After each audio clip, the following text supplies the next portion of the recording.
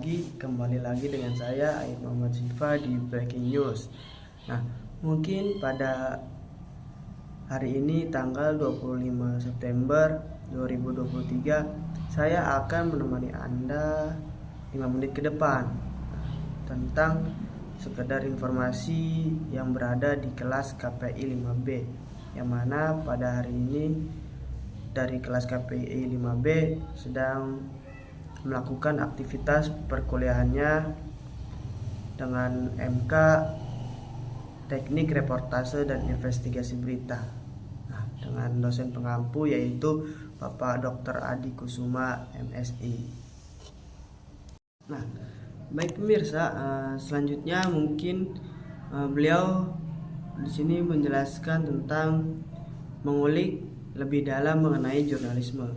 Nah, pengertian jurnalisme itu secara harfiah yaitu artinya kewartawanan atau kepenulisan.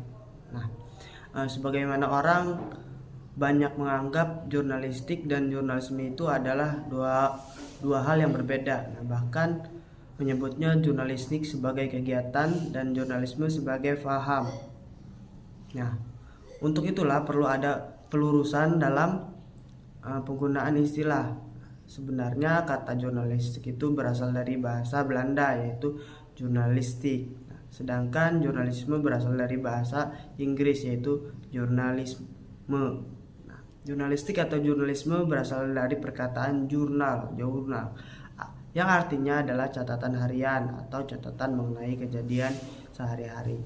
Bisa juga disebut dengan surat kabar. Nah, jurnal ini berasal dari perkataan Latin yaitu diurnalis, nah, yang artinya harian atau setiap hari.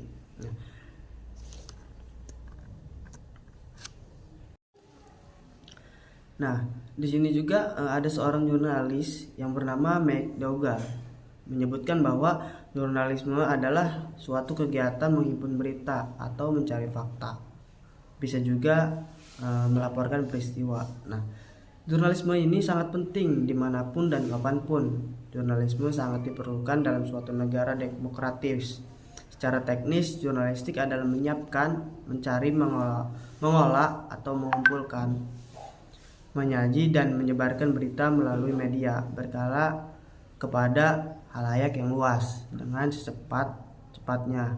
Nah, jurnalisme adalah seni dan profesi dengan tanggung jawab yang profesional yang mensyaratkan wartawan dengan melihat mata yang segar pada setiap peristiwa untuk menangkap aspek-aspek yang unik. Nah, jurnalisme bukan tentang menulis saja, akan tetapi belajar tentang apa sesungguhnya mencari itu dan apa sebenarnya bertanya mengenai hal-hal pelik dengan kegigihan. Nah, mungkin seperti itu.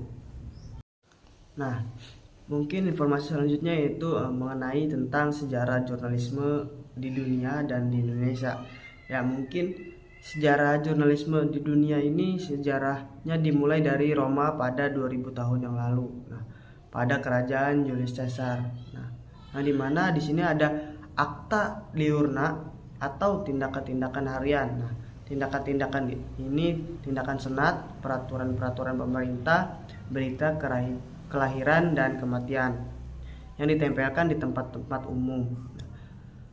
Selama abad pertengahan di Eropa, siaran berita yang ditulis dengan tangan merupakan media informasi yang penting bagi para usahawan. Keperluan untuk mengenai apa yang terjadi merupakan kunci lahirnya jurnalisme selama berabad-abad. Nah, Akta Diurna ini bisa dikatakan sebagai media massa pertama di dunia.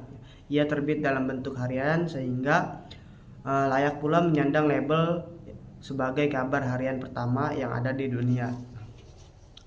Surat kabar ini dibawa oleh awak istana setiap hari. Mereka keliling kampung sehingga ke seluruh penjuru. Nah, dengan demikian Julius Caesar sebagai raja pada saat itu disebut sebagai Bapak Pers Dunia yang pertama. Nah, jurnalisme itu sendiri baru-baru dimulai ketika huruf-huruf lepas untuk percetakan dimulai atau percetakan digunakan di Eropa sekitar 1440. pada tahun 1440. Nah, dengan mesin cetak, lembar-lembaran berita dan pamflet-pamflet yang dicetak dengan kecepatan yang lebih tinggi. Dalam jumlah yang lebih banyak, dengan ongkos yang lebih murah juga, lambat laun jurnalistik tulis sampai ke Eropa. Surat kabar pertama yang diterbit di Eropa secara teratur di Jerman pada tahun 1609. Surat kabar tersebut diberi nama Avisa Relation Order Zeitung. Nah, tak lama kemudian surat kabar lainnya muncul di Belanda pada tahun 1618. Nah, dengan surat kabar yang diberi nama Courante Italian. Nah, pada itu Prancis juga pada tahun 1620 menerbitkan Gazette de France. Inggris pada tahun 1662 dengan menerbitkan surat kabar yang diberi nama Oxford Gazette, dan di Italia pada tahun 1636. Nah, mungkin selanjutnya sejarah jurnalisme yang ada di Indonesia. Nah, pada zaman penjajahan di Indonesia, aktivitas jurnalis dapat dilacak jauh ke belakang sejak zaman penjajahan Belanda. Nah, di Indonesia jurnalistik mulai dikenal pada abad ke-18, tepatnya pada tahun 1744. Nah, ketika sebuah surat kabar bernama Batavia Novel diterbitkan dengan penguasaan orang-orang Belanda yang merupakan surat kabar tertulis tangan. Nah, sebelum menggunakan mesin ketik pada tahun 1776 juga di Jakarta terbit surat kabar Vendu News yang mengutamakan diri pada berita pelelangan. Nah, menginjak abad ke-19 terbit berbagai surat kabar yang lainnya masih dikelola oleh orang-orang Belanda untuk para pembaca atau orang Belanda bangsa pribumi yang mengerti bahasa Belanda, yang pada umumnya merupakan kelompok kecil saja. Jika ada media yang terbit dalam bahasa Indonesia, tetap dilakukan sensor oleh Belanda karena mereka memiliki perusahaan cetak pada saat itu. Sedangkan surat kabar pertama sebagai bacaan kaum pribumi yang mana dimulai dari abad ke-1854 ketika majalah Biang Lala diterbitkan, disusul oleh Bro Martani pada tahun 1885. Nah, keduanya di Tevreden pada tahun 1856 terbit surat kabar bahasa Melayu di Surabaya. Masuknya Jepang ke Indonesia. Nah, pada peran ini mulai media beralih sesuai dengan keinginan Jepang.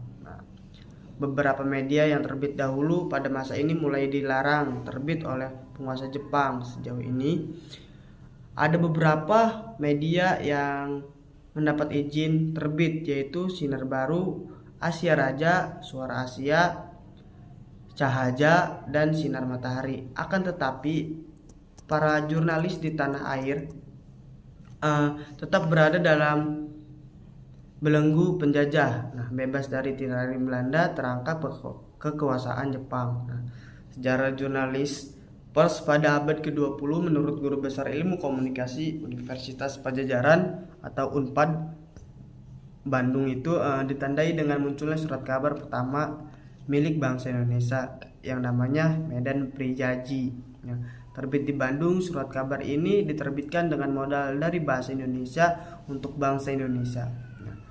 Medan Prijaji ini dimiliki dan dikelola oleh trio Hadi Surjo alias Raden Mas Joko Mono mulanya pada tahun 1907. Nah, berbentuk mingguan. Baru 3 tahun kemudian pada tahun 1910 berubah menjadi harian. Tirto Hadi Surjo ini yang dianggap sebagai pelopor yang meletakkan dasar-dasar jurnalistik modern di Indonesia. Nah, baik dalam cara pemberitaan maupun dalam cara pembuatan karangan dan iklan. Iya, mungkin pemirsa 5 menit sudah saya menemani Anda. Mungkin saya izin pamit undur diri. Saya Aib Muhammad Syifa izin undur diri. Sampai jumpa.